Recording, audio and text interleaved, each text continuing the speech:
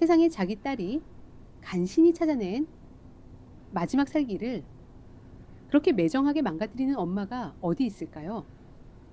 은인 같은 사람의 일터에서 도둑질을 하다 들켜놓고는 도리어 딸을 거둬준 그 남자한테 돈을 내놓으라며 뻔뻔하게 소리를 지르더라고요. 결국 참다 못한 딸이 차가운 물벼락을 끼얹으며 제 손으로 그 지독한 핏줄을 끊어내고 말았는데, 어떻게 이런 일까지 벌어지게 됐는지 한번 들어보세요. 낡은 주방 식탁 위에는 오늘도 지역 농협에서 날아온 붉은색 독촉장이 놓여 있었다. 재우는 거칠어진 양손으로 마른 세수를 하며 그 종이를 노려보았다. 글씨 하나하나가 날카로운 비수처럼 가슴을 찌르는 듯했다. 3년 전 평생 흙먼지 속에서 인삼밭을 일구다 돌아가신 아버지의 유언은 단 하나였다. 이 땅만은 지켜달라는 그 무거운 한마디가 43살 재훈의 어깨를 짓누르고 있었다. 어떻게든 버텨보려 했지만 이자조차 감당하기 힘든 현실은 차갑게 그를 옥죄어 왔다. 재훈은 깊고 무거운 한숨을 내쉬며 자리에서 일어났다. 잠을 청하기에는 머릿속이 너무 복잡했다. 그는 두꺼운 외투를 걸치고 손전등을 챙겨 들고는 밤의 밭으로 걸음을 옮겼다. 초겨울의 밤 공기는 피부를 에일듯이 차가웠다. 인삼밭 주변은 정막만이 맴돌았고 앙상한 나뭇가지들이 바람에 흔들리며 새우산한 그림자를 만들어내고 있었다. 순찰하듯 밭둑을 걷던 재훈의 걸음이 어느 순간 멈칫했다. 저만치 떨어져 있는 야외 수도가에서 물이 바닥으로 쏟아지는 소리가 고요한 밤의 공기를 가르고 들려왔다. 이 야심한 시각에 수돗물을 틀어놓을 사람은 이 마을에 아무도 없었다. 재훈은 손전등의 불빛을 아래로 향하게 한 채 조심스럽게 발소리를 죽이며 다가갔다. 어둠 속에서 희미하게 일렁이는 세 사람의 실루엣이 보였다. 그 광경을 목격한 순간 재훈은 자신의 눈을 의심하며 그 자리에 우뚝 서고 말았다.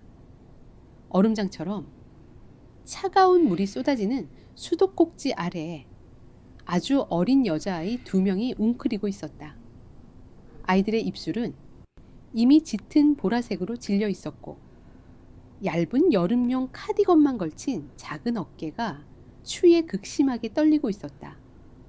그 옆에서는 헝클어진 머리의 젊은 여자가 자신의 아랫입술을 지식이듯 깨물며 거친 손으로 아이들의 등을 끊임없이 문질러 씻기고 있었다. 여자의 손끝은 이미 동상에 걸린 듯 붉게 달아올라 있었다. 이 밤중에 남의 밭에서 도대체 무얼 하는 겁니까? 재훈의 낮고 묵직한 목소리가 어둠을 가르고 울려 퍼졌다. 여자는 극도의 공포에 질린 야생동물처럼 어깨를 강하게 움츠리며 고개를 번쩍 치켜들었다. 손전등에 희미한 빛이 닿은 여자의 얼굴에는 경계심과 두려움, 그리고 지독한 피로가 깊게 패어 있었다. 그녀는 본능적으로 양팔을 벌려 두 아이 유나와 다빈을 자신의 등 뒤로 숨겼다. 유나가 너무 춥다며 울먹이는 목소리로 엄마의 옷자락을 꽉 쥐었고 다빈은 언니의 몸에 얼굴을 묻은 채 몸을 둥글게 말고 있었다. 재훈은 손전등의 전원을 꺼버렸다. 눈먼 빛으로 저 가여운 사람들을 위협하고 싶지 않았다. 놀라게 할 생각은 없었습니다. 이 밭의 주인입니다. 여자는 경계심을 풀지 않은 채 거친 숨을 몰아쉬며 재훈을 노려보았다. 변명조차 할 기력이 남아있지 않은 듯 그녀의 마른 입술은 달싹이기만 할 뿐 아무런 소리도 내지 못했다. 아이들의 상태는 심각했다. 이대로 몇십 분만 더 찬 바람을 맞으면 저천증으로 목숨이 위험할 것이 분명했다. 재우는 머리로 이해관계를 따지기도 전에 본능적으로 입을 열었다. 이러다 애들 큰일 납니다. 일단 우리 집으로 가서 몸부터 녹이십시오. 그것은 빚더미에 앉은 농군이 낯선 자들에게 건네기에는 너무도 무모한 제안이었다. 하지만 재우는 얼어붙은 아이들의 눈동자를 외면할 만큼 모진 사내가 아니었다. 여자는 잠시 망설이는 듯 하더니 아이들의 얼음 같은 손을 꽉 쥐고는 체념한 듯 천천히 고개를 끄덕였다. 그녀의 이름은 수진이었다. 세 사람이 재훈의 뒤를 따라 낡은 한옥의 마당으로 들어섰을 때 안방에 미닫이 문이 거칠게 열리며 날카로운 마찰음이 밤하늘을 울렸다. 잠귀가 밝은 재훈의 어머니 순자가 두꺼운 손바지를 추스르며 마루로 걸어 나왔다. 순자의 날카로운 시선이 흙투성이에 흠뻑 젖은 수진과 두 아이를 위아래로 훑어내렸다. 그녀의 미간에 깊은 주름이 잡혔다. 이게 무슨 해구의 망측한 짓거리냐. 빚쟁이들이 밤낮으로 문을 두드리는 마당에 이제는 길거리 거지 때까지 집안으로 들이는 개냐 순자의 목소리에는 날선 비난이 가득했다. 시골 마을에서 남의 눈총과 체면을 목숨보다 귀하게 여기는 순자에게 밤중에 젊은 여자와 아이들을 데리고 들어온 아들의 행동은 도저히 용납할 수 없는 수치였다. 어머니 애들이 얼어 죽게 생겼습니다. 말씀은 나중에 들을 테니 우선 따뜻한 물부터 끓여주십시오. 재우는 어머니의 매서운 질책을 묵묵히 받아내며 수진의 가족을 거실 안으로 이끌었다. 따뜻한 온기가 감도는 방 안에 들어서자 긴장이 풀린 유나와 다빈이 서로를 끌어안은 채 바닥에 주저앉아 조용히 눈물을 흘리기 시작했다. 순자는 혀를 차면서도 아들의 단호한 태도에 못 이기는 척 부엌으로 들어가 가스레인지에 불을 켰다. 오래된 집안에 끓는 물에 훈훈한 수증기가 퍼지기 시작했다. 수지는 방구석에 몸을 웅크린 채 아이들의 젖은 옷을 벗기고 재훈이 내어준 커다란 수건으로 몸을 감싸주었다. 아이들의 호흡이 점차 안정을 찾아가는 것을 확인한 수지는 그제야 재훈을 향해 돌아섰다. 그녀의 눈동자는 설명할 수 없는 깊은 절망과 미안함이 뒤섞여 있었다. 그녀가 감사의 인사를 전하기 위해 마른 바닥에 무릎을 꿇고 고개를 숙이려던 찰나였다. 수진의 어깨가 비정상적으로 크게 흔들리더니 그녀의 몸이 중심을 잃고 낡은 장판 위로 힘없이 무너져 내렸다. 극도의 스트레스와 영양실조 그리고 추위가 한꺼번에 그녀의 이성을 끊어놓은 것이다. 놀란 재훈이 급히 다가가 수진의 어깨를 부축해 일으켜 세우려 했다. 그때 그녀의 낡고 해진 점퍼 주머니에서 무언가가 툭 떨어져 바닥으로 굴러갔다. 여러 번 접혀 심하게 구겨진 한 장의 종이였다. 재훈의 시선이 바닥에 떨어진 종이에 머물렀다. 그 종이의 정중앙에는 핏빛처럼 붉고 선명한 도장이 찍혀 있었다. 그것은 일반적인 은행의 독촉장이 아니었다.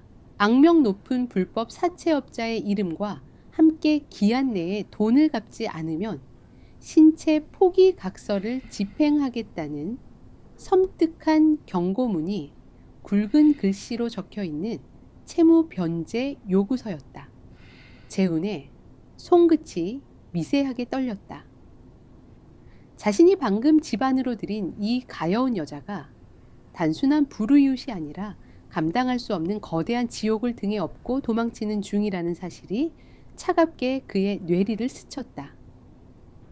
얼어붙은 겨울밤의 고요함 속에서 재훈의 집을 감싸고 있던 위태로운 평화가 산산조각 나는 소리가 들리는 듯했다.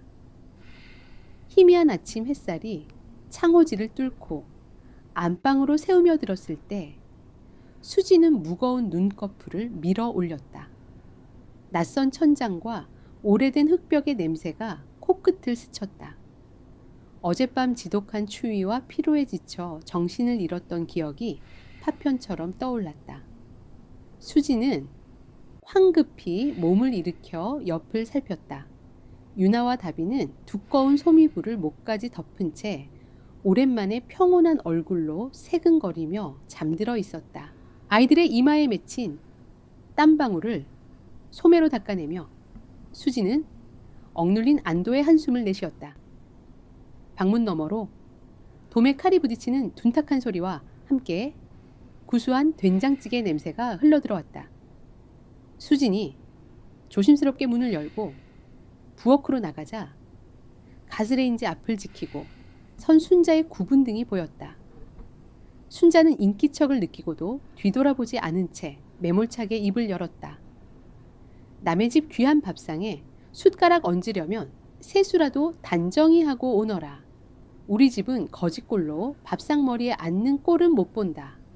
갓이 돋친 말이었지만 식탁 위에는 갓 지은 하얀 쌀밥이 산처럼 수북하게 담긴 밥그릇 4개와 모락모락 김이 나는 찌개가 놓여 있었다. 수지는 목구멍으로 뜨거운 덩어리가 울컥 치밀어 오르는 것을 느꼈다. 그녀는 아무 말 없이 마당 수돛가로 나가 찬물로 얼굴을 거칠게 씻어냈다. 잠시 후 식탁에 마주 앉은 4사람 사이에는 무거운 침묵이 흘렀다. 재우는 시선을 밥그릇에 고정한 채 묵묵히 숟가락을 들었고 유나와 다비는 눈치를 보며 주저하다가 순자가 생선살을 크게 발라 밥 위에 얹어주자마자 이 걸신 들린 듯 밥을 입안으로 밀어넣기 시작했다. 볼이 터질 듯 밥을 씹어 삼키는 아이들을 보며 수지는 숟가락을 쥔 손을 잘게 떨었다. 눈시울이 붉어지고 시야가 흐려졌지만 그녀는 입술을 꽉 깨물며 소리 없이 눈물만 삼켰다. 그녀가 이곳에 오기까지 겪어야 했던 수모와 굶주림이 그 밥 한 그릇에 고스란히 녹아내리고 있었다. 식사가 끝난 후 수지는 마당에서 농기구를 정리하고 있는 재훈에게 다가갔다. 재훈은 어젯밤 바닥에 떨어졌던 붉은색 사체 독촉장을 말없이 수진에게 건넸다. 수진은 그 종이를 받아들며 고개를 깊이 숙였다. 어젯밤은 제 평생의 은혜로 새기겠습니다. 하지만 더 이상 신세를 질 수는 없습니다. 재우는 건조한 시선으로 그녀를 바라보았다. 갈 곳은 있습니까? 저런 무서운 종이 쪼가리를 들고 아이들까지 데리고서 수지는 창백한 얼굴로 고개를 저었다. 갈 곳이 있을 리 없었다. 남편의 지독한 외도와 배신 그리고 자신의 이름으로 몰래 받아둔 사채비까지. 그녀의 인생은 이미 벼랑 끝에서 등을 떠밀린 상태였다. 수지는 무릎을 굽혀 흙바닥에 엎드리듯 자세를 낮췄다. 자존심 따위는 이미 어젯밤 차가운 수돗물 아래에 모두 버린 지 오래였다. 제발 부탁드립니다. 이 농장에서 일하게 해주십시오. 품삯은 주지 않으셔도 좋습니다. 그저 아이들이 비바람을 피할 작은 헛강과 밥 3끼만 허락해 주신다면 짐승처럼 일하겠습니다. 제발 저희를 내치지 말아 주십시오. 재우는 수진의 떨리는 어깨를 내려다보았다. 가녀린 체구와 달리 그녀의 손마디는 굳은 살이 박여 거칠었고 살기 위해 발버둥친 흔적이 역력했다. 자신의 인삼밭 역시 경매로 넘어가기 직전의 위태로운 상황이었지만 재우는 흙바닥에 엎드린 이 여자를 참아 고개 돌려 외면할 수 없었다. 재우는 짧은 한숨을 내쉬며 고개를 끄덕였다. 그것이 두 사람의 질긴 인연이 농장에 뿌리를 내리는 순간이었다. 그날부터 수지는 밭으로 나갔다. 그녀는 농사일이 처음이었지만 요령을 피우는 법이 없었다. 억센 잡초를 뽑다 손톱 밑이 찢어져 피가 배어 나와도 흙을 덮어 지혈한 뒤 다시 호미를 쥐었다. 뜨거운 햇살 아래서 허리 한번 제대로 펴지 않고 독하게 밭고랑을 기어다니는 수진의 뒷모습을 보며 재훈은 점차 그녀가 가진 묘한 생명력에 시선을 빼앗기고 있었다. 그러나 시골 마을의 인심이 언제나 따뜻한 것만은 아니었다. 며칠 뒤 마을 어귀를 지나가던 동네 부녀회장과 이웃 여자들이 밭에서 일하는 수진을 발견하고는 걸음을 멈췄다. 그녀들의 시선은 수진의 마른 등과 마루에서 놀고 있는 두 아이를 향해 노골적으로 꽂혔다. 저 여자는 대체 뉘기어 호랍이나 다름없는 재훈이 노미기어이 밖에서 웬 혹 달린 여편네를 주워왔다더니 소문이 참말이었구먼. 아이고 순자 형님도 어지간히 속이 터지겠네. 빚 갚을 돈도 없는 집에 웬 식충기들이 3명이나 굴러 들어왔대. 저거 보나마나 꽃뱀 아니여. 여자들이 손으로 입을 가리며 수군거리는 소리는 밭 한가운데까지 선명하게 들려왔다. 수지는 호미를 쥔 손에 힘을 주며 모욕감을 견뎌냈다. 얼굴이 화끈거렸지만 자신이 나설 자리가 아님을 알았다. 바로 그때 새참을 이고 밭으로 걸어오던 순자가 그들의 대화를 엿듣고는 쟁반을 바닥에 거칠게 내려놓았다. 순자의 눈에서 불꽃이 튀었다. 그녀는 수진이 마음에 들지는 않았지만 자신의 아들과 가문의 체면이 동네 사람들의 입방에 오르내리는 것은 죽기보다 싫어하는 여장부였다. 순자는 당장 부녀회장 앞을 가로막으며 삿대질을 시작했다. 이 썩을 여편네들이 남의 집 귀한 밭머리에서 무슨 주둥이를 함부로 놀려 내 아들이 정당하게 일당 주고 부리는 일꾼이다. 어디서 천박하게 남의 집안일에 감 놔라 패 놔라 혓바닥을 차고 지랄들여 당장 그 더러운 입 다물고 꺼지지 못해. 순자의 우렁찬 호통에 동네 여자들은 기겁을 하며 뒷걸음질을 쳤다. 순자는 도망치듯 멀어지는 여자들의 등 뒤에 대고 침을 뱉는 신용을 하더니 밭에 엎드려 있는 수진을 향해 날카롭게 소리쳤다.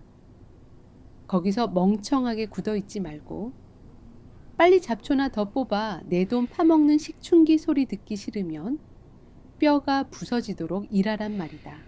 말은 모질었지만 순자가 내려놓은 새참 쟁반에는 평소보다 곱배기로 담긴 시원한 막걸리와 고봉으로 쌓인 전이 놓여 있었다.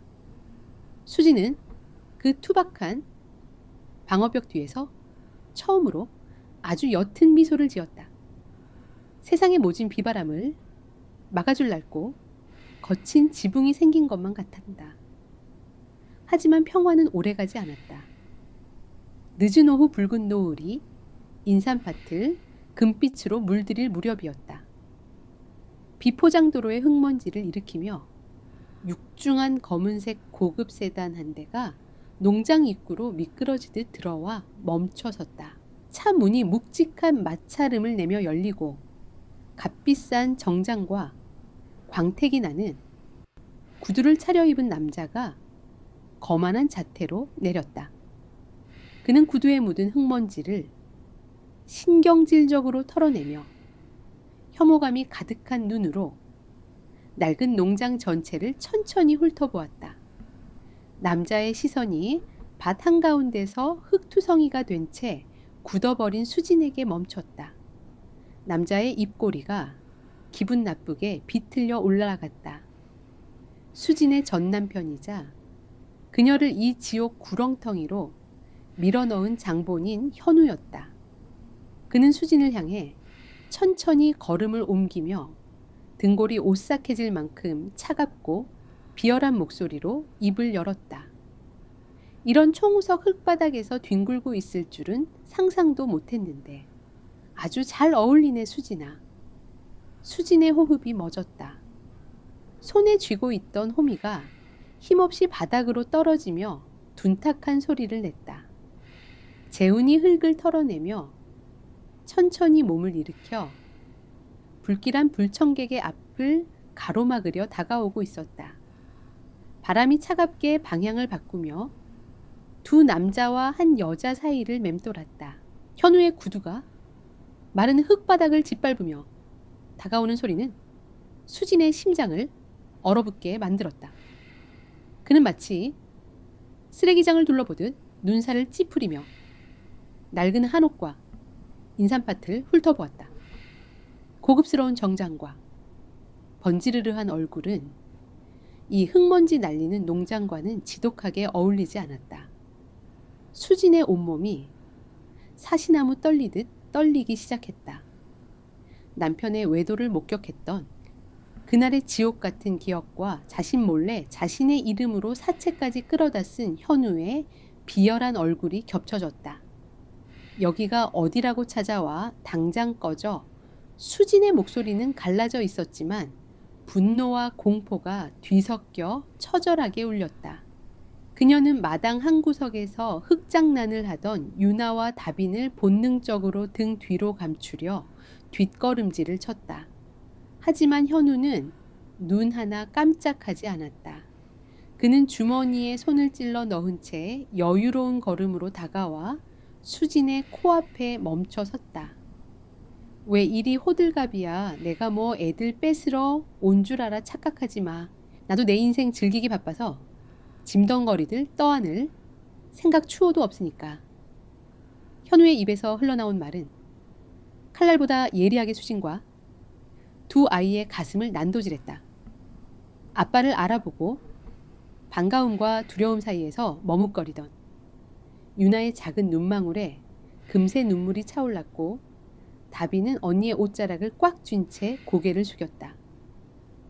현우는 안주머니에서 서류 봉투 하나를 꺼내 거칠게 수진의 가슴팍에 밀어붙였다. 잔말 말고 여기 도장 찍어. 네 명의로 된 그 깡통 전세방 보증금 그거라도 빼서 내 사업 자금에 보태야겠으니까. 뭐 미쳤어 그 돈은. 그 돈은 우리 애들 마지막 남은 밥줄이야. 네가 사채까지 내 이름으로 덮어 쓰이워서 우리를 길거리에 나앉게 해놓고 이제 와서 그 알량한 보증금마저 뺏어가겠다고. 수진의 눈에 핏발이 섰다. 짐승처럼 울부짖는 그녀의 목소리가 밭 한가운데를 찢어 놓았다. 하지만 현우는 코웃음을 치며 그녀의 어깨를 매몰차게 밀쳐냈다. 수진이 중심을 잃고 흙바닥에 나동그라졌다. 시끄러워. 네가 도장 안 찍으면 어차피 사채업자들이 다 뜯어갈 돈이야. 그러니까 좋은 말 할 때 내놔. 현우가 쓰러진 수진의 팔목을 억센 힘으로 낚아채며 서류를 들이밀려던 찰나였다. 거칠고 두꺼운 소나기가 현우의 손목을 강하게 틀어쥐었다. 이 손 놓으십시오. 재훈이었다. 흙투성이 작업복을 입고 밀짚 모자를 푹 눌러 쓴 그의 얼굴은 평소의 무뚝뚝함을 넘어 짐승처럼 살기를 띠고 있었다. 재훈의 악력이 얼마나 강했던지 현우의 얼굴이 고통으로 일그러졌다. 아악 놔. 이 자식아 넌 또 뭐야. 어디서 거지 같은 농사꾼 새끼가 남의 부부 일에 끼어들어. 현우가 발버둥을 치며 소리쳤지만 재훈은 오히려 손목을 쥔 힘을 더 강하게 옥죄었다. 부부 당신 입으로 짐덩거리라며 버린 처자식입니다. 여기는 내 땅이고 이 여자는 내 밭에서 일하는 내 사람입니다. 당장 꺼지지 않으면 경찰에 주거 침입으로 넘기겠습니다. 재훈은 현우의 손목을 거칠게 꺾어 팽개치듯 놓아버렸다. 바닥에 볼썽사납게 엉덩방가를 찍은 현우는 구겨진 정장을 털며 자리에서 일어났다. 그는 수치심에 얼굴이 불그락푸르락 달아올랐다. 현우는 지갑을 꺼내더니 10,000원짜리 지폐 몇 장을 구겨 수진의 얼굴을 향해 모욕적으로 집어던졌다. 지폐들이 흙바닥 위로 처참하게 흩날렸다. 주제 파악이나 해수지나 빚쟁이한테 쫓겨서 이런 시골 총우석 호라비한테 붙어먹는 꼴이라니. 내 바닥이 딱 거기까지인 거야. 서류는 두고 갈 테니 당장 내일 도장 찍어서 보내. 안 그러면 내가 깡패들 이쪽으로 보낼 테니까. 현우는 침을 한번 뱉고는 뒤도 돌아보지 않고 자신의 고급 세단에 올라타 거친 배기음을 내며 농장을 빠져나갔다. 흩날린 지폐와 흙먼지 속에서 수지는 바닥에 엎드린 채 어깨를 들썩이며 오열했다. 그녀의 무너진 자존심과 짓밟힌 모성애가 울음소리가 되어 인삼밭을 맴돌았다. 재우는 아무 말 없이 다가가 바닥에 흩어진 돈을 주워 수진의 손에 쥐어주었다. 위로의 말조차 사친 순간이었다. 그저 묵묵히 그녀의 곁에 서서 이 여자가 혼자가 아님을 굳건한 그림자로 증명해 보일 뿐이었다. 그날 밤 농장에는 무거운 정적이 내려앉았다. 수지는 뜬 눈으로 밤을 지새웠다. 현우의 협박과 언제 들이닥칠지 모르는 사채업자들에 대한 공포가 그녀의 숨통을 조여왔다. 그녀는 아이들의 얼굴을 번갈아 보며 입술을 깨물었다. 재혼 부자에게 더 이상 피해를 줄 수는 없었다. 새벽이 오면 조용히 떠나야겠다고 결심하며 짐을 꾸리려던 때였다. 어둠 속 밭 저편에서 날카로운 파열음과 함께 무언가 둔탁하게 부서지는 소리가 연달아 들려왔다. 수지는 반사적으로 몸을 일으켰다. 옆방의 문이 열리는 소리와 함께 재훈이 급하게 마루로 뛰어나가는 발소리가 이어졌다. 수진도 외투를 걸칠 새도 없이 재훈의 뒤를 쫓아 밭으로 내달렸다. 구름에 가려졌던 달빛이 인삼밭을 비추었을 때 두 사람의 눈앞에 펼쳐진 광경은 참혹했다. 재훈이 3년 동안 피땀 흘려 키운 내일 모레 수확을 앞두고 있던 최상급 육령은 인삼밭의 가장 중요한 구역이 처참하게 짓밟혀 있었다. 누군가 작정하고 검은 차광막을 칼로 찢어발겼고 애지중지 키운 인삼의 줄기들을 낫으로 무참히 베어버린 상태였다. 흙바닥에는 누군가 일부러 지식여 놓은 인삼 뿌리들이 진흙과 엉겨붙어 참혹하게 뒹굴고 있었다. 이것은 단순한 장난이나 들짐승의 짓이 아니었다. 명백한 악의를 가진 인간의 소행이었다. 재훈의 숨소리가 거칠어졌다. 그의 눈동자의 절망과 분노가 소용돌이쳤다. 그것은 농협의 빚을 갚고 아버지의 땅을 지켜낼 마지막이자 유일한 희망이었다. 그 금빛 희망이 하룻밤 사이에 갈기갈기 찢겨 쓰레기장처럼 변해버린 것이다. 재훈은 망연자실한 채 무릎을 꿇고 흙투성이가 된 이 인삼 뿌리들을 떨리는 손으로 쓸어 모았다. 짐승의 앓는 소리 같은 깊은 탄식이 그의 입술을 뚫고 흘러나왔다. 수지는 그 자리에 굳어버린 채 한 발짝도 다가가지 못했다. 이 끔찍한 파괴가 현우의 경고인지 아니면 수진을 쫓는 사채업자들의 짓인지 알 수 없었다. 하지만 분명한 것은 자신이 이곳에 온 이후로 재훈의 삶이 지옥으로 변해가고 있다는 끔찍한 죄책감이었다. 밤바람이 찢긴 차광막을 흔들며 새우산하게 울부짖고 있었다. 아침이 밝자마자 인삼밭은 참혹한 살육의 현장처럼 변해 있었다. 찢겨나간 검은 차광막 사이로 햇빛이 새우며들자 칼날에 베이고 구두구배지식여진 육령은 인삼들의 처참한 몰골이 적나라하게 드러났다. 마을 파출소에서 나온 순경 2명이 현장을 둘러보고 조서를 작성했지만 그들의 태도는 미온적이었다. 시골 총무석에서 야생동물의 소행이거나 원한 관계에 얽힌 흔한 농작물 훼손 사건 정도로 치부하는 기색이 역력했다. 재훈 씨 밭 주변에 CCTV도 없고 발자국도 엉망이라 당장 범인을 특정하기는 어렵습니다. 며칠 순찰을 돌아볼 테니 너무 상심하지 마시고 수습부터 하시지요. 순경이 남기고 간 형식적인 위로는 재훈의 가슴에 불을 질렀다. 수확을 불과 며칠 앞두고 벌어진 이 끔찍한 파괴는 단순한 금전적 손실을 넘어섰다.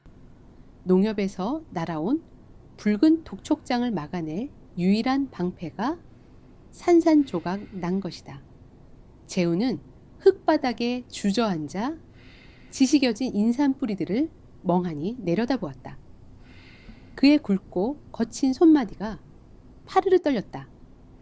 아버지의 피땀이 서린 땅을 지켜내지 못했다는 뼈아픈 자책감이 그의 어깨를 짓누르고 있었다.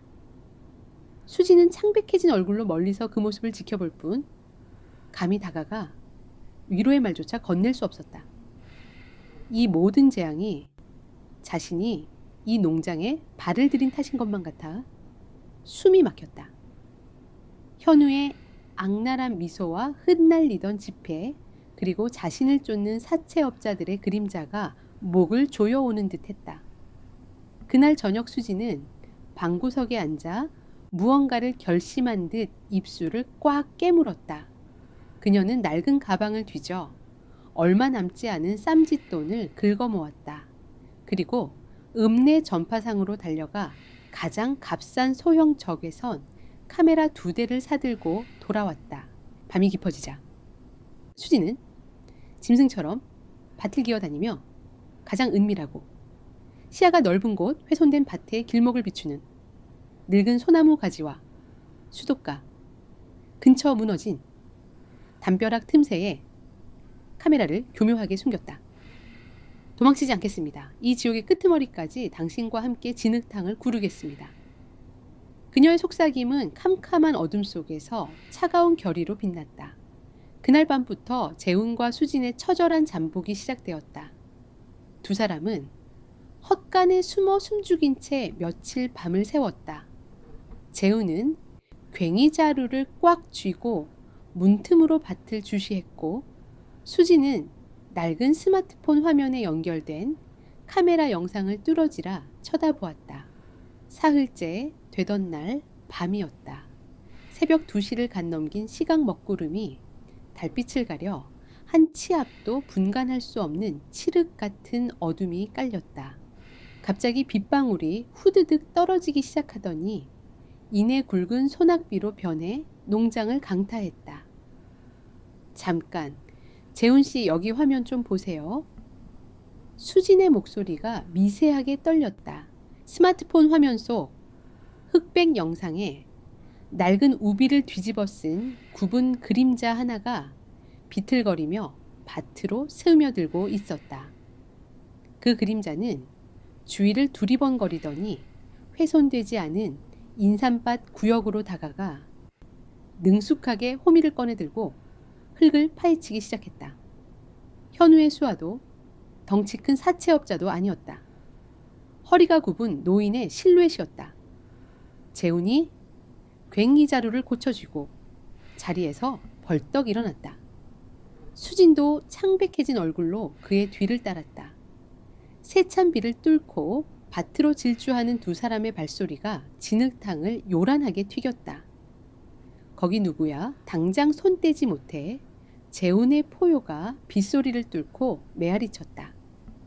그림자는 기겁하며 훔친 인삼을 담은 포대를 버려두고 허겁지겁 도망치려 했다. 하지만 진흙의 발이 미끄러져 바닥에 나뒹굴고 말았다.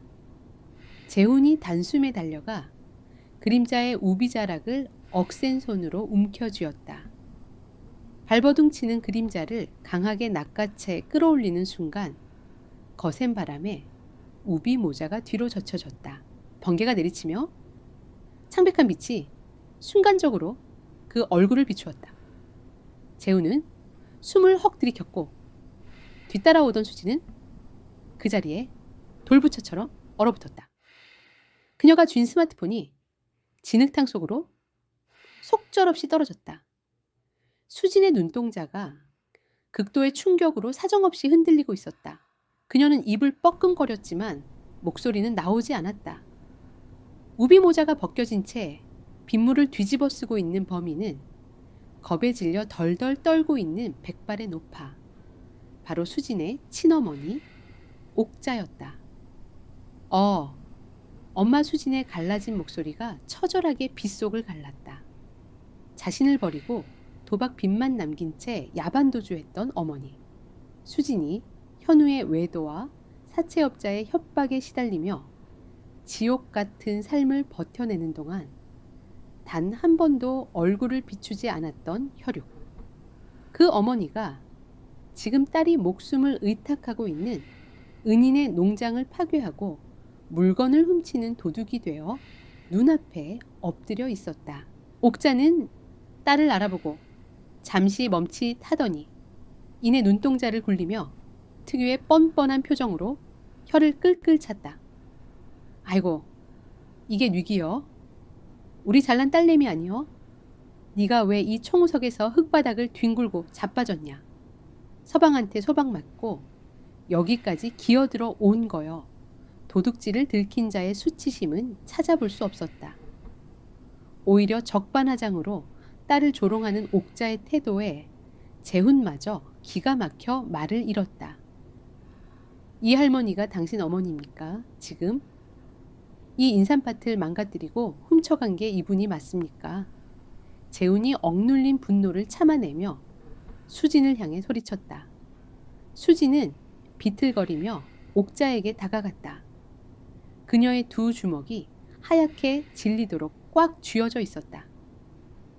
어떻게 여기까지 찾아왔어? 내가 얼마나 지옥에서 살았는지, 아버지가 죽고 나서 나한테 빚더미만 남겨놓고 도망쳤으면서 어떻게 나한테 이럴 수가 있어. 수진이 절규하며 옥자의 멱살을 틀어주려 하자 옥자는 비릿한 미소를 지으며 수진의 손을 거칠게 쳐냈다. 야 이년아, 내가 너 낳고 미역국 먹은 값이라도 제대로 갚았냐. 돈 나올 구멍이 없어서 이 근방 농장 돌아다니며 풀뿌리 좀 캔 게 무슨 큰 죄라고 지랄이야. 네가 이 농장 논팽이한테 꼬리쳐서 빌부터 먹고 있는 거 다 소문났어. 내가 네 어미인데 내 목 좀 챙겨가는 게 뭐가. 어때서? 옥자의 입에서 흘러나오는 악독한 말들은 수진의 남은 이성마저 갈기갈기 찢어놓았다. 핏줄이라는 이름의 잔혹한 족쇄가 수진의 숨통을 무자비하게 조이고 있었다. 어머니라는 존재가 자신을 살리기 위해 몸을 던진 은인의 삶을 송두리째 파괴한 범인이라는 사실. 그 지독한 몸 열감과 분노가 수진의 가슴 속에서 용암처럼 끓어오르고 있었다. 빗방울이 그녀의 얼굴을 때리며 흐르는 것이 눈물인지 빗물인지 분간할 수 없었다. 비바람이 몰아치는 칠흑 같은 인삼밭 한가운데 수진은 자신의 어머니 옥자의 멱살을 쥔 채 바들바들 떨고 있었다. 옥자는 딸에게 멱살을 잡힌 상황에서도 조금의 반성이나 부끄러움 없이 눈을 번뜩이며 발악했다. 이 독한 년 어미를 길바닥에 나앉게 해놓고 지 혼자 살겠다고 총우석 사내 자식 품에 기어들어. 와, 네가 나한테 해준 게 뭔데? 나를 도둑년 취급을 해. 낳아준 은혜도 모르는 호루자식 같은 이라고. 옥자의 악다구니가 빗소리를 뚫고 메아리쳤다. 그녀는 수진의 손을 거칠게 쳐내고는 오히려 당당하게 허리를 펴고 삿대질을 해댔다. 도박빚에 쫓겨 딸의 이름으로 사채까지 끌어다 쓰고 도망쳤던 과거는 안중에도 없는 듯했다. 재우는 기가 막힌 얼굴로 두 모녀를 번갈아 보았다. 자신이 전 재산을 걸고 지켜온 인삼밭을 쑥대밭으로 만든 범인이 다름 아닌 수진의 친어머니라니. 배신감과 허탈함이 분노를 넘어 재훈의 가슴을 차갑게 식게 만들었다. 그 입 다물지 못해 당신이 내 인생을 어떻게 시궁창에 처박았는지 잊었어. 현우, 그 자식이랑 당신이 내 이름으로 빌려 쓴 사채 때문에 내 딸들이 길거리에서 얼어 죽을 뻔했어. 그런데도 모자라서 이제는 나를 걷어준 이분의 피땀까지 도둑질해. 수진의 목소리는 피를 토하듯 처절하게 갈라져 있었다. 그러나 옥자는 코웃음을 치며 재훈을 향해 고개를 돌렸다. 아이고 총각, 네가 우리 딸내미 데리고 산다며? 그럼 장모 대접은 똑바로 해야지. 이거 인삼 몇 뿌리 캔게 대수야. 당장 내일 모레까지 갚아야 할 내 노름빚이 5천만 원이야. 네가 우리 수진이 몸값으로 그 돈 좀 내놔라. 안 그러면 내가 매일 밤 이 밭을 쑥대밭으로 만들어 버릴 테니까. 옥자의 입에서 나온 말은 인간의 것이 아니었다. 딸을 담보로 돈을 요구하는 인면수심의 협박. 재훈의 주먹이 분노로 파르르 떨렸다. 그가 옥자에게 다가가려는 찰나였다. 당장 내 눈앞에서 사라져. 수진의 목소리가 거짓말처럼 차분하게 가라앉았다. 그녀는 천천히 뒤돌아 수도가로 걸어가더니 커다란 양동이에 얼음장처럼 차가운 지하수를 가득 받아들고 돌아왔다. 수진의 눈동자는 더 이상 슬픔이나 절망이 남아있지 않았다. 오직 서늘한 살기만이 번뜩였다. 뭐 하는 짓이야, 이 미친년아. 옥자가 뒷걸음질을 쳤지만 수진은 한치의 망설임도 없이 양동이를 들어 옥자의 머리 위로 사정없이 쏟아부었다. 얼음 같은 빗물과 지하수가 뒤섞여 옥자의 정수리부터 발끝까지 흠뻑 적셨다. 옥자는 비명을 지르며 바닥에 주저앉아 가쁜 숨을 몰아쉬었다. 이 시간부로 당신은 내 어머니가 아니야. 나를 낳아준 은혜. 당신이 내 이름으로 사채를 빌려 쓴 그 순간 이미 다 갚았어. 이 농장에 한 번만 더 얼쩡거리면 그땐 내가 직접 당신 손목에 수갑을 채울 거야. 내 아이들과 나를 살려준 이 사람을 건드리면 내가 당신을 죽여버릴지도 몰라. 그러니까 내 눈앞에서 영원히 꺼져버려. 수진의 입술 사이로 흘러나온 선전포고는 피가 얼어붙을 만큼 차가웠다. 평생 짓눌려 살아왔던 핏줄이라는 저주스러운 굴레를 자신의 손으로 무참히 끊어내는 순간이었다. 옥자는 딸의 섬뜩한 눈빛에 압도되어 입을 뻐끔거리다가 결국 비틀거리며 일어나 어둠 속으로 도망치듯 사라졌다. 수지는 양동이를 든 채 그 자리에 우두커니 서 있었다. 비는 여전히 그녀의 어깨를 매몰차게 때리고 있었다. 재훈은 아무 말 없이 수진의 떨리는 뒷모습을 바라보았다. 그녀가 끊어낸 핏줄의 고통이 얼마나 깊은지, 그 상처에서 흐르는 피가 얼마나 뜨거운지 재훈은 가슴 깊이 느끼고 있었다. 하지만 비극은 여기서 끝나지 않았다. 아이고, 내 인삼, 내 새끼들. 포구 소리를 뚫고 누군가의 처절한 탄식이 들려왔다. 재훈과 수진이 황급히 고개를 돌렸다. 마당 입구에 비닐우산을 든 순자가 넋이 나간 얼굴로 엉망이 된 인삼밭을 바라보며 서 있었다. 소란스러운 소리에 잠이 깨어 밖으로 나온 순자는 찢겨진 차광막과 진흙탕에 나뒹구는 육령은 인삼들, 그리고 도망치는 옥자의 뒷모습까지 모든 것을 목격한 것이다. 순자의 우산이 바닥으로 힘없이 툭 떨어졌다. 그녀의 두 손이 가슴을 쥐어뜯듯 움켜쥐어졌다. 남편이 죽고 난 후 홀로 빚더미를 감당하며 아들과 함께 평생을 바쳐 지켜온 땅이었다. 그 땅이 저 근본도 모르는 여자의 어미 손에 의해 처참하게 난도질 당했다. 이 악독한 년. 내년이 우리 집안의 기둥을 뽑아버렸어. 이 도둑년아 순자는 피를 토하듯 절규하며 수진을 향해 손가락질을 했다. 수진은 창백해진 얼굴로 순자를 향해 무릎을 꿇었다. 어떤 변명도 할 수 없었다. 모든 것이 사실이었으니까. 죄송합니다. 어르신, 제가 죽을 죄를 지었습니다. 제가 다 갚겠습니다. 제 목숨을 팔아서라도.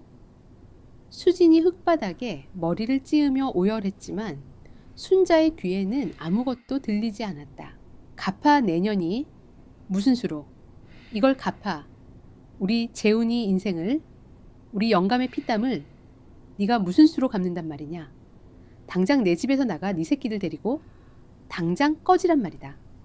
순자는 극도의 분노와 절망으로 몸을 가누지 못하고 휘청거렸다. 재훈이 황급히 달려가 어머니를 부축하려 했지만 순자는 아들의 손을 매몰차게 뿌리쳤다. 재훈이, 너도 똑같아. 이 요물 같은 년한테 홀려서 애비 땅을 거덜 내 놈이 내 아들이냐. 이 불효막심한 노마. 그 순간 순자의 얼굴이 하얗게 질리며 눈동자가 허공을 향해 뒤집혔다. 그녀의 몸이 나무 토막처럼 뻣뻣해지더니 그대로 진흙탕 위로 쓰러졌다. 어머니. 재훈이 짐승처럼 울부짖으며 순자를 끌어안았다. 수지는 사시나무 떨듯 떨며 그 광경을 지켜보았다. 하늘이 무너져 내리고 있었다. 자신을 거두어준 따뜻한 안식처가 자신의 어머니로 인해, 그리고 자신으로 인해 처참하게 부서지고 있었다. 수지는 진흙탕에 엎드린 채 자신의 존재 자체가 이 가족에게 재앙이라는 사실을 뼈저리게 깨달으며 절망의 나락으로 떨어지고 있었다. 구급차의 요란한 사이렌 소리가 폭우를 뚫고 인삼밭을 향해 미친 듯이 달려오고 있었다. 구급차의 요란하고 날카로운 사이렌 소리가 폭우가 쏟아지는 밤 공기를 잔인하게 찢어 발겼다. 재훈은 진흙투성이가 된 채 의식을 잃은 순자를 안고 구급차에 올랐다. 구급대원들이 황급히 산소 호흡기를 씌우는 모습을 지켜보는 재훈의 눈동자는 초점을 잃고 미세하게 떨리고 있었다. 수지는 구급차 문가에 선 채 비에 흠뻑 젖은 몸으로 사시나무 떨듯 떨며 차마 안으로 발을 들이지 못했다. 죄책감이 그녀의 목을 조르고 심장을 갈기갈기 찢어놓는 듯했다. 재훈이 붉게 충혈된 눈으로 고개를 돌려 수진을 바라보았다. 그 시선에는 원망과 분노, 그리고 지독한 피로가 뒤섞여 있었다. 재훈 씨, 제가. 수진의 갈라진 목소리가 빗소리에 묻혀 희미하게 새어나왔다. 하지만 재훈은 얼음장같이 차가운 목소리로 그녀의 말을 끊었다. 타지 마십시오. 수진은 망치로 머리를 얻어맞은 듯 숨을 멈췄다. 당신 어머니가 내 밭을 쑥대밭으로 만들고 우리 어머니가 저렇게 쓰러지셨습니다. 그런데 당신이 무슨 자격으로 여길 탑니까? 재훈의 입에서 튀어나온 말은 수진이 겪어온 어떤 폭력보다 날카롭게 그녀의 가슴을 난도질했다. 수진은 입술을 깨물며 고개를 숙였다. 변명조차 사치였다. 구급차의 문이 닫히고 붉은 경광등이 멀어져 가는 모습을 수지는 망견자실한 채 바라보았다. 다음 날 아침 읍내 병원의 중환자실 앞 대기 의자에 앉은 재훈은 넋이 나간 사람처럼 허공을 응시하고 있었다. 급성 심근경색. 의사의 선고는 재훈의 남은 이성마저 산산조각 내버렸다. 당장 수술에 들어가지 않으면 목숨이 위태롭다는 청천벽력 같은 말과 함께 재훈의 머릿속에는 오직 수천만 원에 달하는 수술비와 인삼밭의 빚더미만이 소용돌이치고 있었다. 그때 복도 저편에서 수진이 창백한 얼굴로 두 아이의 손을 잡고 다가오는 모습이 보였다. 밤새 뜬 눈으로 지사은 듯 그녀의 눈 밑은 퀭했고 유나와 다빈의 작은 얼굴에도 불안감이 역력했다. 재훈 씨, 어머님은 좀 어떠신가요? 수진이 조심스럽게 입을 열었지만 재훈은 자리에서 벌떡 일어나며 거칠게 소리쳤다. 여기가 어디라고 뻔뻔하게 기어와. 당신이 우리 집안을 어떻게 박살냈는지 두 눈으로 똑똑히 보고도 염치가 있어. 재훈의 포효에 병원 복도가 쩌렁쩌렁 울렸다. 간호사들과 다른 보호자들이 놀란 눈으로 그들을 쳐다보았지만 벼랑 끝에 몰린 재훈의 귀에는 아무것도 들리지 않았다. 수지는 재훈의 분노를 온몸으로 받아내며 덜덜 떨리는 손으로 유나와 다빈을 등 뒤로 숨겼다. 아이들은 겁에 질려 울음을 터뜨리기 직전이었다. 당신이라는 여자가 우리 집에 들어온 뒤로 모든 게 엉망이 됐어. 전 남편이라는 작자는 밭에 돈을 뿌리며 행패를 부리고 친어머니라는 작자는 3년 동안 피땀 흘려 키운 내 전 재산을 도둑질해 갔어. 그리고 이제 하나뿐인 내 어머니마저 당신 때문에 죽어가고 있다고. 재훈은 이성을 잃고 악에 받쳐 소리쳤다. 그의 눈에서 뜨거운 눈물이 쏟아져 내렸다. 그것은 빚에 짓눌린 농군의 처절한 절규이자 자신을 구원해 줄 거라 믿었던 여인에 대한 지독한 배신감이었다. 재훈 씨, 제가 다 갚겠습니다. 평생 당신 집에서 소처럼 일해서라도. 수진이 눈물을 흘리며 애원했지만 재훈은 매몰차게 고개를 돌렸다. 필요 없어. 당신이 무슨 수로 그 빚을 갚고 내 어머니 수술비를 대 당신은 그저 우리 집안에 지독한 부름만 가져온 재앙일 뿐이야. 꼴도 보기 싫으니 당장 내 눈앞에서 꺼져버려. 재앙. 수진의 입술이 파르르 떨렸다. 재훈의 입에서 나온 그 단어가 수진의 마지막 남은 자존심과 희망을 무참히 짓밟았다. 그녀는 더 이상 버틸 힘이 없었다. 현우의 폭력, 어머니의 배신, 사채업자의 협박보다 재훈의 저 차가운 경멸이 그녀를 더 깊은 지옥으로 밀어넣고 있었다. 수지는 천천히 고개를 끄덕였다. 그녀의 눈동자는 지독한 절망만이 남아있었다. 알겠습니다. 떠나겠습니다. 그녀는 유나와 다빈의 손을 꽉 쥐고 병원 복도를 걸어 나갔다. 아이들의 작은 발걸음이 무겁게 뒤따랐다. 재훈은 멀어지는 세 사람의 뒷모습을 보며 주먹을 꽉 쥐었지만 끝내 그들을 붙잡지 않았다. 그날 밤 재훈은 텅 빈 집으로 돌아왔다. 수진 모녀가 머물던 안방은 온기 하나 없이 서늘했다. 재훈은 멍하니 바닥에 주저앉았다.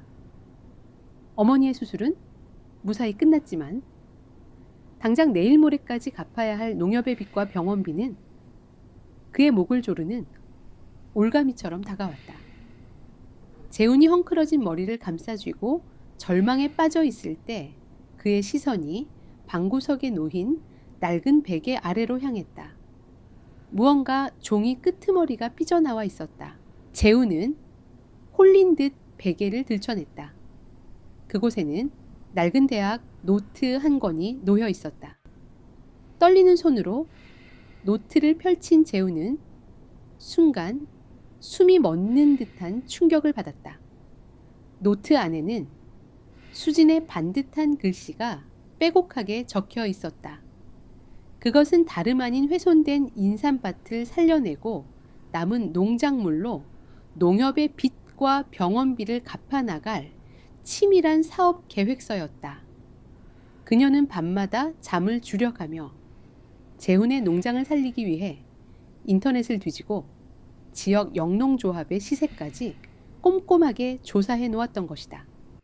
심지어 자신이 직접 서울의 도매 시장으로 인삼을 떼다 팔겠다는 각서와 수진 자신의 이름으로 되어 있는 깡통 전세방의 보증금이라도 빼서 재훈의 빚을 갚겠다는 눈물겨운 계산식까지 적혀 있었다. 당신의 땅을 지켜내겠습니다. 당신이 우리를 살려준 것처럼. 노트 마지막 장에 적힌 수진의 짧은 메모를 본 순간 재훈의 가슴이 무너져 내렸다. 자신이 짐덩어리 취급하며 매몰차게 쫓아낸 여자가 실은 누구보다 간절하게 자신의 삶을 지켜내려 발버둥 치고 있었던 것이다. 그녀가 흘린 피땀이 고스란히 담긴 노트 위로 재훈의 눈물이 뚝뚝 떨어졌다. 내가 무슨 짓을... 재훈은 짐승처럼 울부짖으며 자리에서 벌떡 일어났다. 자신이 뱉어낸 모진 말들이 비수가 되어 돌아와 심장을 난도질하고 있었다. 그는 차키를 쥐고 미친 듯이 밖으로 뛰쳐나갔다. 빗줄기는 여전히 거세게 몰아치고 있었고 칠흑 같은 어둠 속에서 재훈의 트럭이 미친 듯이 흙먼지를 일으키며 수진을 찾아 질주하기 시작했다. 칠흑 같은 어둠이 짙게 깔린 지방도로 위로 거센 폭우가 재훈의 트럭 앞유리를 사정없이 때리고 있었다. 와이퍼가 미친 듯이 왕복하며 빗물을 닦아냈지만 재훈의 시야는 이미 눈물과 후회로 뒤엉켜 흐릿하기만 했다. 조수석 위에는 수진이 남겨두고 간 낡은 노트가 덩그러니 놓여 있었다. 찢겨진 인삼밭을 살려내고 자신을 빚더미에서 구하려 했던 수진의 피땀 어린 계획서. 그 페이지마다 묻어있는 그녀의 간절함을 떠올릴 때마다 재훈은 자신의 입에서 튀어나왔던 재앙이라는 단어가 얼마나 잔인한 비수였는지 뼈저리게 깨달으며 가슴을 쥐어뜯었다. 수진 씨, 제발 멀리 가지 않았기를. 재훈은 피가 나도록 입술을 깨물며 가속 페달을 밟았다. 읍내로 향하는 유일한 길목을 샅샅이 뒤졌지만 세 사람의 그림자는 보이지 않았다. 그렇게 1시간 남짓 미친 듯이 도로를 헤매던 재훈의 시야에 읍내 변두리에 낡고 조명조차 꺼진 버스 정류장이 들어왔다. 그 좁고 비가 새는 처마 아래 작은 실루엣 3개가 위태롭게 웅크리고 있었다. 재훈은 급브레이크를 밟아 트럭을 세웠다. 타이어가 젖은 아스팔트 위를 미끄러지며 날카로운 마찰음을 냈다. 그는 우산을 챙길 생각조차 하지 못한 채 트럭 문을 박차고 뛰어나갔다. 정류장 의자에는 유나와 다빈이 서로를 꽉 끌어안은 채 추위에 파랗게 질려 잠들어 있었고 수지는 자신의 얇은 외투를 벗어 아이들을 덮어준 채 쏟아지는 비바람을 맨몸으로 막아내고 있었다. 그녀의 어깨는 처절하게 떨리고 있었고 고개는 깊게 숙여져 있었다. 수진 씨, 재훈의 갈라진 목소리가 빗소리를 뚫고 울려 퍼졌다. 수진이 천천히 고개를 들었다. 빗물에 젖은 머리카락 사이로 드러난 그녀의 얼굴은 창백하다 못해 투명해 보였다. 그녀의 눈동자는 깊은 상처로 텅 비어 있었고 재훈을 향한 원망조차 남아있지 않았다. 재훈이 헐떡이며 다가가자 수지는 반사적으로 아이들을 감싸 안으며 뒤로 주춤 물러섰다. 왜 오셨습니까? 어머님 병원비에 보태시라고 제가 할 수 있는 건 다 적어두었습니다. 이제 저희는 그곳과 아무 상관없는 사람입니다. 수진의 목소리는 체념한 듯 건조하고 차가웠다. 더 이상 상처받기 싫다는 방어 기제가 나를 세우고 있었다. 재훈은 쏟아지는 비를 맞으며 수진의 코앞까지 다가갔다. 그리고 젖은 아스팔트 바닥 위로 털썩 무릎을 꿇었다. 진흙탕을 뒹굴며 버텨온 사내의 무거운 무릎이 꺾이는 순간이었다. 수진의 두 눈이 크게 흔들렸다. 내가 미쳤었습니다. 내가 미친놈입니다. 재훈의 목소리가 짐승의 울음처럼 끌어올랐다. 그는 굵은 빗줄기가 때리는 바닥에 양손을 짚고 고개를 푹 숙였다. 당신이 우리 집안의 기둥을 세우려 밤잠을 설칠 때 나는 내 상처만 들여다보며 당신을 벼랑 끝으로 밀어버렸습니다. 당신 친어머니의 짓도 전 남편의 횡포도 당신 잘못이 아닌데 무능하고 비겁한 내가 모든 화살을 당신에게 돌렸습니다. 재훈의 넓은 어깨가 들썩였다. 평생 땅만 파먹고 살아온 무뚝뚝한 남자가 흘리는 회한의 눈물이 빗물과 섞여 아스팔트 위로 뚝뚝 떨어졌다. 나를 욕하고 원망해도 좋습니다. 하지만 제발 이 비바람 속에 당신과 아이들을 버려두게 하지 마십시오. 내가 지옥 끝까지 가서라도 당신과 이 아이들만은 책임지고 지키겠습니다. 제발 돌아가 주십시오. 수지는 무릎을 꿇은 재훈을 멍하니 내려다보았다. 그녀의 가슴 깊은 곳에서 단단하게 엉켜있던 분노와 서러움의 덩어리가 걷잡을 수 없이 무너져 내리기 시작했다. 평생 자신을 이용하고 버렸던 핏줄들, 자신을 사채빚에 팔아넘긴 남편, 세상 누구도 그녀를 위해 무릎을 꿇고 사과한 적은 없었다. 수진의 눈에서 참았던 뜨거운 눈물이 봇물 터지듯 쏟아져 내렸다. 그녀는 바들바들 떨리는 손을 뻗어 무릎을 꿇은 재훈의 거친 어깨를 감싸 안았다. 재훈 씨, 바보같이, 진짜 바보같이. 두 사람은 비바람이 몰아치는 정류장 바닥에서 서로의 상처를 부여잡고 짐승처럼 오열했다. 그것은 벼랑 끝에 내몰린 두 남녀가 비로소 서로를 완벽한 가족이자 동반자로 받아들이는 처절하고도 뜨거운 의식이었다. 재훈은 잠든 아이들을 안아 트럭 뒷좌석에 눕히고 흠뻑 젖은 수진을 조수석에 태웠다. 히터를 최고 온도로 틀고 담요를 덮어주며 재훈은 굳은 결의로 운전대를 잡았다. 내일 날이 밝는 대로 당신이 적어준 계획서대로 움직이겠습니다. 농협대출 연장을 무조건 받아내고 남은 인삼은 도매상에 직접 넘기겠습니다. 그리고 어머니 수술비는 내가 가진 모든 걸 팔아서라도 막을 겁니다.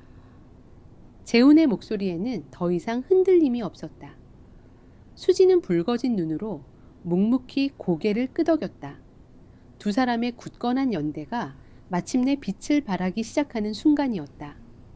그러나 평화는 두 사람을 쉽게 놔주지 않았다. 트럭이 비포장 도로를 달려 농장 입구에 다다랐을 때였다.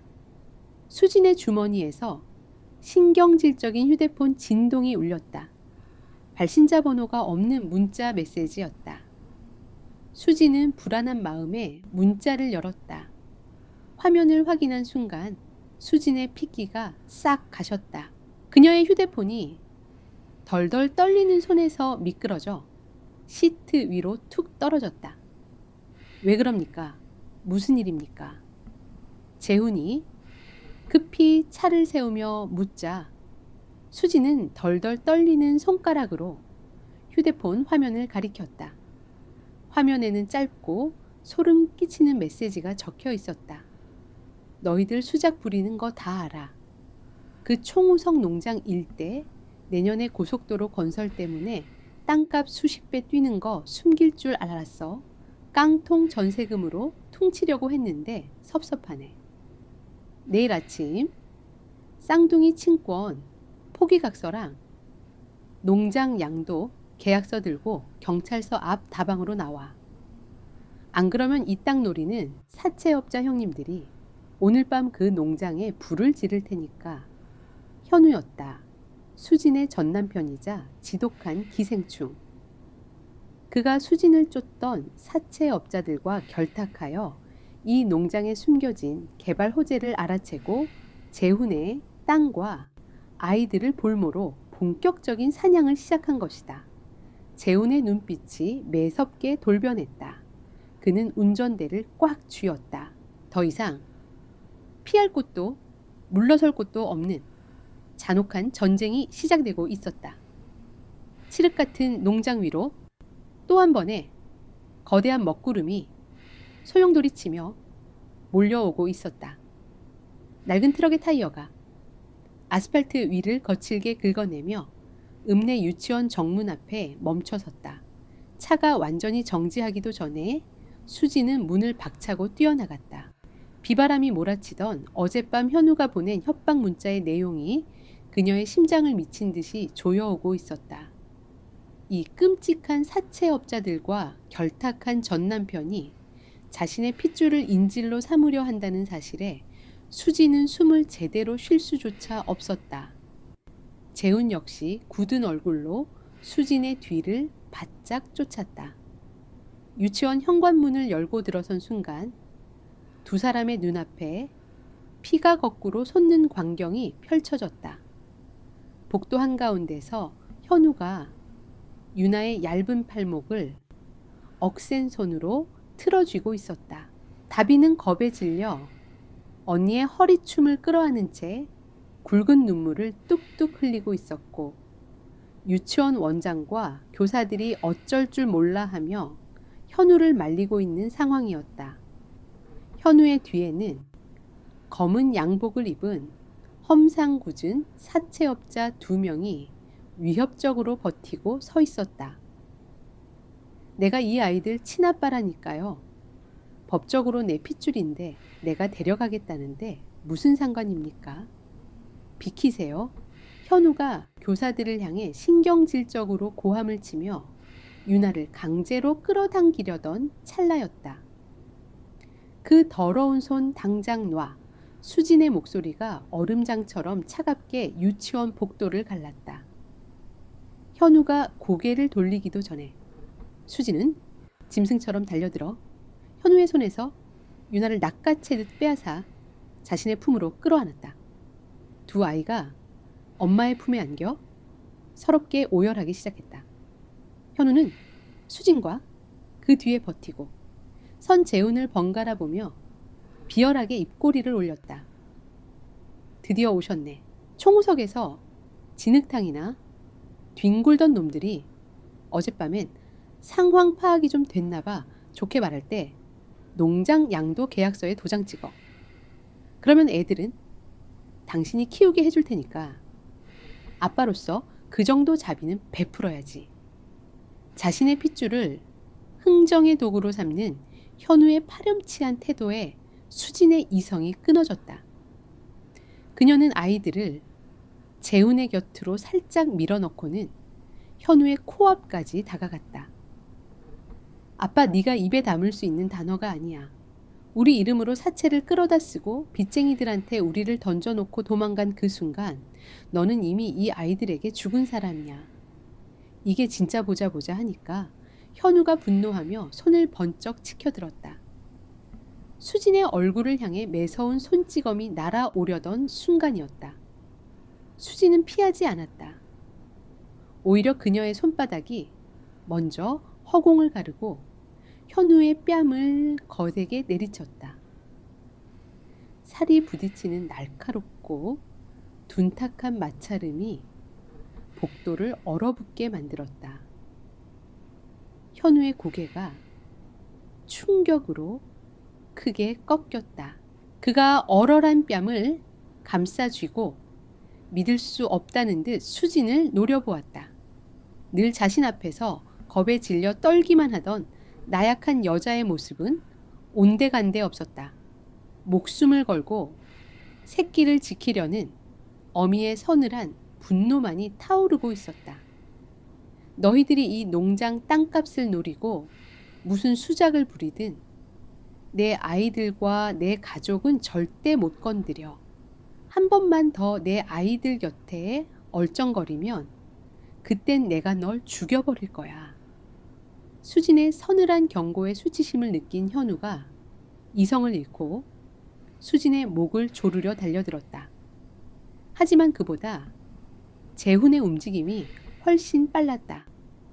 재훈은 강인한 두 팔로 현우의 멱살을 거칠게 틀어쥐고는 그대로 허공으로 들어 올려 복도 바닥으로 내동댕이 쳤다. 현우의 육중한 몸이 차가운 바닥에 나뒹굴며 고통스러운 신음이 터져나왔다.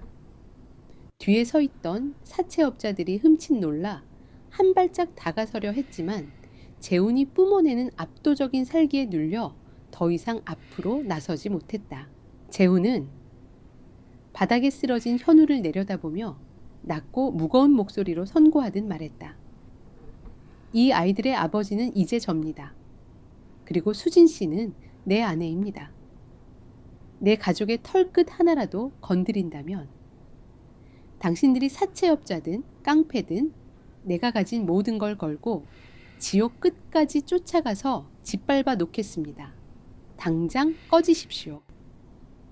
평생 흙을 만지며 다져진 굵은 핏줄이 선 재훈의 주먹을 보며 현우는 비틀거리며 자리에서 일어났다. 그는 찢어진 입술에 피를 닦아내며 도끼 어린 눈으로 두 사람을 노려보았다. 그래 아주 눈물겨운 가족의 납셨네. 어디 그 알량한 가족 놀이가 내일까지 가나 보자. 뼈저리게 후회하게 만들어줄 테니까. 현우는 패배자의 얼굴을 한 채 사채업자들과 함께 황급히 유치원을 빠져나갔다. 재훈과 수지는 그제야 긴장을 풀고 두 아이를 품에 꽉 끌어안았다. 유나와 다빈의 작은 등을 쓰다듬으며 네 사람은 서로의 천으로 방금 전까지의 공포를 씻어내고 있었다. 비로소 누구도 깰 수 없는 진짜 가족이 된 것이다. 하지만 현우가 남기고 간 저주는 한낱 빈말이 아니었다. 농장으로 돌아와 아이들을 안방에 재운 직후였다. 재훈의 휴대전화가 날카롭게 울리기 시작했다. 전화를 건 사람은 오랫동안 거래해온 지역 영농조합의 조합장이었다. 재훈아, 너 대체 밖에서 무슨 짓을 하고 돌아다니는 거냐? 방금 마을에 이상한 놈들이 돌아다니면서 전단지를 뿌리고 난리가 났다. 네가 사채빚을 진 사기꾼 여자를 숨겨주고 있고 내 밭의 인삼들은 몹쓸병에 걸려 다 썩어문드러진 걸 속여서 판다고 온 동네방네 소문이 쫙 퍼졌어. 재훈의 얼굴에서 순식간에 핏기가 가셨다. 현우의 짓이었다. 폭력으로 농장을 뺏을 수 없게 되자 재훈의 명예와 신용을 완전히 박살내버리는 가장 비열한 방법을 선택한 것이다. 전화는 그것으로 끝이 아니었다. 10년 넘게 인삼을 수매해 가던 대형 도매상의 구매 담당자에게서도 연이어 전화가 걸려왔다. 김재훈 씨, 아무리 사정이 어려워도 병든 인삼을 속여 팔려 하십니까? 우리 회사는 이미지 생명입니다. 구설에 휘말린 농장 물건은 받을 수 없습니다. 내일 예정되어 있던 수매 계약 전면 취소하겠습니다. 재훈이 변명할 틈조차 주지 않고 통화가 뚝 끊어졌다. 수지는 창백해진 얼굴로 재훈의 손에서 미끄러진 휴대전화를 바라보았다. 현우가 파놓은 악의적인 덫이 그들의 숨통을 완벽하게 조여버렸다. 마을의 평판 도매상의 계약 모든 것이 하룻나절 만에 신기루처럼 사라졌다. 거실 벽에 걸린 낡은 달력에는 내일 날짜 붉은색 동그라미가 쳐져 있었다. 농협대출 상환의 최종 마감일. 인삼을 팔지 못하면 내일 아침 당장 은행의 압류 딱지가 온 지방과 밭에 붙게 될 것이다. 재훈은 찢겨진 차광막 사이로 붉은 노을이 내려앉는 밭을 바라보았다. 가장 지독한 절망의 밤이 그들의 목덜미에 차가운 칼날을 들이밀고 있었다. 농협의 대출 상환 마감일, 동의 특이도 전 낡은 부엌 식탁에는 단 2개의 붉은 독촉장만이 차갑게 놓여 있었다. 재훈과 수지는 뜬 눈으로 밤을 지사은 채 서로의 얼굴만 멍하니 바라보았다. 마을 농협도 읍내 도매상도 모두 등을 돌렸다. 사방이 적으로 둘러싸인 완벽한 고립. 남은 시간은 고작 반나절뿐이었다. 재훈의 시선이 식탁 한 구석에 놓인 수진의 낡은 노트에 닿았다. 그것은 이제 그들이 가진 유일한 무기이자 마지막 희망이었다. 딱 한 군데만 더 가봅시다. 재훈의 목소리는 잠겨 있었지만 그 안에 담긴 결의는 쇠처럼 단단했다. 수지는 말없이 고개를 끄덕였다. 그녀의 눈빛 또한 꺼지지 않은 불꽃처럼 타오르고 있었다. 두 사람은 지역의 썩은 유통망을 건너뛰고 서울의 본사로 직접 찾아가 단판을 짓기로 결심했다. 실패하면 모든 것이 끝나는 문자 그대로의 마지막 도박이었다. 재훈은 창고에서 가장 품질이 좋은 육령은 인삼 몇 뿌리를 골라 정성스럽게 상자에 담았다. 수지는 낡았지만 가장 단정한 옷으로 갈아입고 아이들을 깨워 꼭 끌어안았다. 두 사람이 낡은 트럭에 올라타 흙먼지를 일으키며 농장을 빠져나갈 때 동네 어귀에 택시 한 대가 멈춰섰다. 경찰서에서 풀려난 현우와 그의 곁에 바싹 붙은 옥자가 음흉한 미소를 지으며 내렸다. 꼴 좋다. 이제 저놈들도 마지막 발악을 하러 가는 거겠지. 우리가 저놈들 숨통을 완전히 끊어주자고 장모님. 암 그래야지 우리 사위. 전현이 날 물벼락으로 모욕한 값을 톡톡히 치르게 해줘야지. 은행 놈들이 오기 전에 싹 다 부셔버려서 땡전 한 푼 못 건지게 만들자고. 두 아기는 서로 눈빛을 교환하며 아무도 없는 농장 안으로 버러지처럼 세우며 들었다.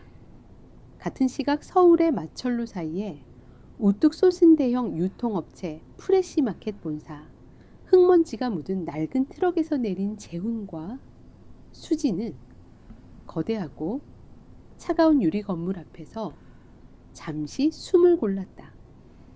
흙 냄새가 배인 그들의 행사액은 반짝이는 대리석 바닥과 어울리지 않았다. 로비 직원의 노골적인 셔먼과 무시를 뚫고 두 사람은 구매 담당 이사실 앞까지 기적적으로 당도했다. 약속도 없이 찾아온 시골 농사꾼들을 제가 왜 만나야 합니까? 날카로운 안경 너머로 차가운 시선을 보내는 구매 담당 이사 박상철은 문전박대를 할 기세였다. 재훈은 말없이 자신이 가져온 인삼 상자를 열어보였다. 상자 안에는 아직 흙이차에 마르지 않은 굵고 단단한 육령은 인삼이 위용을 뽐내고 있었다. 이 땅이 제 아버지가 평생을 바친 땅입니다. 그리고 이 인삼은 그 땅의 혼입니다. 저희는 그 혼을 팔러 왔습니다. 재훈의 투박하지만 진심이 담긴 목소리에 박 이사의 눈빛이 미세하게 흔들렸다. 그 틈을 놓치지 않고 수진이 앞으로 나섰다. 그녀는 자신의 낡은 노트를 펼쳐 보이며 막힘없이 브리핑을 시작했다. 이사님 지금 귀세에서 납품받는 지역 농협조합은 조합장과 유통업자들이 결탁하여 중간 마진을 최소 20% 이상 부풀리고 있습니다. 저희와 직거래 계약을 하신다면 귀사는 지금보다 훨씬 저렴한 가격에 최상급 품질의 인삼을 독점 공급받으실 수 있습니다. 이것은 저희 농장의 생존이 걸린 문제이자 프레시마켓의 이윤을 극대화할 수 있는 기회입니다. 수지는 떨리는 손으로 노트의 도표와 숫자들을 짚어가며 논리정연하게 설명했다. 벼랑 끝에 선 여인이 발휘하는 처절한 지성이 회의실의 차가운 공기를 압도했다. 한편 재훈의 농장에서는 또 다른 전쟁이 벌어지고 있었다. 현우는 쇠 파이프를 들고 창고의 유리창을 깨부수려 했고, 옥자는 기름통을 들고 마른 장작더미 근처를 어슬렁거렸다. 그들이 마지막 파괴를 실행하려던 바로 그 순간이었다. 안채의 대문이 거칠게 열리며 누군가 뛰쳐나왔다. 병원에서 막 퇴원하여 수척해진 모습의 순자였다. 하지만 그녀의 두 눈은 분노로 이글거리고 있었고, 손에는 마당을 쓰는 뻣뻣한 대나무 빗자루가 들려 있었다. 이천하의 벼락을 맞아 죽어도 시원찮을 버러지 같은 놈들아, 어디 신성한 내 땅에 그 더러운 발을 다시 들여놔. 순자는 맹수처럼 포효하며 현우를 향해 달려들었다. 그녀는 빗자루를 야구방망이처럼 휘둘렀다. 뻣뻣한 빗자루 소리, 현우의 등짝을 후려치며 먼지를 일으켰다. 악! 현우가 비명을 지르며 나뒹굴자 순자는 멈추지 않고 옥자를 향해 빗자루를 휘둘렀다. 옥자가 기름통을 내팽개치고 비명을 지르며 도망쳤다. 이 늙은이가 미쳤나? 그래, 미쳤다. 이 도둑놈들아, 내 아들과 내 새 며느리, 내 손주들을 건드리는 놈들은 내가 죽어서도 가만 안 둬. 경찰 불렀으니 올 때까지 실컷 두들겨 맞아봐라. 순자는 홀로 두 악당을 상대하며 빗자루를 쉴 새 없이 휘둘렀다. 그것은 아들을 지키고 새롭게 얻은 가족을 지키려는 늙은 어미의 처절하고도 통쾌한 심판이었다. 다시 서울의 회의실, 수진의 브리핑이 끝나고 무거운 침묵이 흘렀다. 박 이사는 딱딱한 표정으로 재훈과 수진, 그리고 그들의 낡은 노트를 번갈아 쳐다볼 뿐 아무런 말이 없었다. 재훈의 손바닥에서는 식은땀이 흘렀다. 시간은 야속하게 흘러가고 있었다. 바로 그때였다. 재훈의 주머니에서 휴대폰이 폭발할 듯 격렬하게 진동했다. 발신자는 농협대출 담당자였다. 재훈은 박 이사에게 양해를 구하고 떨리는 손으로 통화 버튼을 눌렀다. 전화기 너머로 들려오는 목소리는 사형 선고처럼 차가웠다. 김재훈 씨 약속 시간이 지났습니다. 지금 저희 은행 직원들과 법원 집행관들이 대개 농장 입구에 도착했습니다. 지금부터 농지 및 가택에 대한 압류 절차를 시작하겠습니다. 재훈의 얼굴이 하얗게 굳었다. 그의 시선이 수진에게, 그리고 여전히 굳은 표정으로 침묵을 지키고 있는 박 이사에게로 향했다. 절망적인 정적 속에서 멀리 농장에서 들려오는 듯한 사이렌 소리가 재훈의 귓가에 환청처럼 울려 퍼지고 있었다. 모든 것이 끝나는 순간이었다. 절망적인 정적이 회의실의 공기를 무겁게 짓눌렀다. 재훈의 귓께는 법원 집행관의 차가운 목소리가 환청처럼 맴돌았다. 수진은 창백해진 얼굴로 재훈을 바라보았고, 두 사람의 눈동자에 깃든 마지막 희망의 불씨가 사그라들고 있었다. 그때 침묵을 지키던 박상철 이사가 무거운 안경을 고쳤으며 입을 열었다. 그의 목소리는 여전히 딱딱했지만 그 안에는 미세한 온기가 실려 있었다. 김재훈 씨, 당신 아버님 함자가 어떻게 되십니까? 재훈은 뜬금없는 질문에 당황했지만 떨리는 목소리로 대답했다. 동수입니다. 박 이사의 입가에 옅은 미소가 번졌다. 역시 20년 전 제가 이 업계에 처음 발을 들였을 때 아무것도 모르는 풋내기 구매 담당자에게 가장 정직한 인삼이 무엇인지, 땀의 가치가 무엇인지를 가르쳐 주셨던 분이 바로 김동수 어르신이었습니다. 그 아드님이 이렇게 훌륭하게 땅을 지키고 계실 줄은 몰랐군요. 박 이사는 자리에서 일어나 자신의 서랍에서 계약서 한 뭉치를 꺼내 들었다. 당신 아버지의 정직함을 믿고 그리고 당신들의 절박함을 믿겠습니다. 계약합시다. 지금 당장 이 자리에서. 재훈과 수지는 자신들의 귀를 의심했다. 기적. 그것은 기적이었다. 박 이사는 비서에게 즉시 계약금 송금을 지시했고 재훈은 떨리는 손으로 계약서에 서명을 했다. 재훈은 계약서를 품에 안고 수진의 손을 잡은 채 미친 듯이 회의실을 뛰쳐나왔다. 그는 트럭에 올라타자마자 농협 담당자에게 전화를 걸어 포효했다. 계약했습니다. 당신들이 무시했던 우리 인삼 서울 본사랑 직거래 계약 땄다고 당장 계약금 들어갈 테니 그 더러운 손들 치우고 농장에서 꺼져. 재훈은 낡은 트럭이 부서져라 가속 페달을 밟았다. 흙먼지를 일으키며 농장 입구에 도착했을 때 법원 집행관들이 막 압류 딱지를 대문에 붙이려던 참이었다. 재훈은 트럭에서 뛰어내려 그들의 앞을 가로막고 방금 서명한 따끈따끈한 계약서를 얼굴에 집어 던지듯 펼쳐 보였다. 이게 우리 땅의 가치요. 당신들이 헐값에 넘기려 했던 내 아버지가 피땀으로 지켜낸 땅의 가치란 말이요. 재훈의 우렁찬 목소리가 농장 전체에 울려 퍼졌다. 농협 직원과 집행관들은 계약서의 내용을 확인하고는 믿을 수 없다는 표정으로 서로를 쳐다보았다. 잠시 후 그들은 아무 말 없이 씁쓸한 표정으로 채 올라타 조용히 농장을 떠났다. 농장 마당에는 순자의 빗자루에 맞아 엉망이 된 현우와 옥자가 경찰차에 실려가는 모습이 보였다. 이대로 안 끝나 두고 봐. 현우가 악을 썼지만 그 소리는 경찰차의 사이렌 소리에 묻혀 사라졌다. 순자는 빗자루를 든 채 당당하게 서서 그 모습을 지켜보다가 재훈과 수진을 발견하고는 환하게 웃었다. 모든 폭풍이 지나갔다.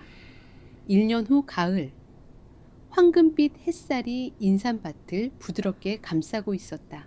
잘 자란 인삼 잎사귀들이 바람에 흔들리며 향긋한 흙 냄새를 퍼뜨렸다. 오늘은 재훈의 아버지 김동수의 첫 기일이었다. 낡은 한옥에 대청마루에는 정갈하게 차려진 제사상이 놓여 있었다. 곱게 한복을 차려입은 수진이 능숙한 솜씨로 전을 부치고 있었다. 이제 그녀는 이 집의 서툰 손님이 아니라 당당한 안주인이었다. 엄마, 아빠, 할머니 빨리 오세요. 마당에서 유나와 다빈의 맑은 목소리가 들려왔다. 아이들은 재훈이 만들어준 작은 그네를 타며 밝게 웃고 있었다. 이제 아이들의 입에서 아빠라는 말이 너무나 자연스럽게 흘러나왔다. 재훈은 대청마루 기둥에 기댄 채 그 모든 풍경을 따뜻한 눈으로 바라보고 있었다. 마당 한편 휠체어에 앉은 순자는 예전의 기계를 되찾은 얼굴로 흐뭇하게 손주들을 지켜보고 있었다. 아가 저 녀석들 웃음소리 좀 들어봐라. 우리 영감님이 하늘에서 보고 얼마나 좋아하실꼬. 순자의 말에 재훈의 눈시울이 붉어졌다. 그는 제사상 앞에 놓인 아버지의 낡은 흑백 사진을 바라보았다. 사진 속 아버지는 주름진 얼굴로 인자하게 웃고 있었다. 마치 잘했다. 내 아들이라고 말해주는 듯 했다. 재훈은 조용히 수진의 곁으로 다가가 그녀의 어깨를 감싸 안았다. 수진은 쑥스러운 듯 웃으며 재훈의 어깨에 머리를 기댔다. 두 사람은 말없이 황금빛으로 물든 인삼밭을 바라보았다. 아버지의 유산이었던 그 땅은 이제 두 사람이 함께 지켜낸 삶의 터전이자 새로운 가족의 뿌리가 되었다. 아빠 유나와 다빈이 그네에서 내려 재훈을 향해 달려와 품에 안겼다. 재훈은 두 아이를 번쩍 들어 올리며 힘껏 껴안았다. 아이들의 웃음소리가 가을 하늘에 청명하게 울려 퍼졌다. 차가운 겨울밤 얼어붙은 수도꼭지 아래에서 시작되었던 위태로운 인연은 모진 비바람을 견뎌내고 마침내 단단한 뿌리를 내린 한 그루의 육령은 인삼처럼 향기롭고 굳건한 가족이 되었다. 재훈은 사진 속 아버지를 향해 속삭였다. 아버지, 이제 걱정하지 마세요.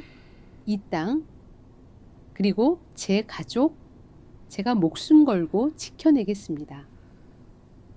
햇살 아래 네 사람의 그림자가 따뜻하게 겹쳐지며 한 폭의 그림 같은 새로운 가족 사진을 완성하고 있었다.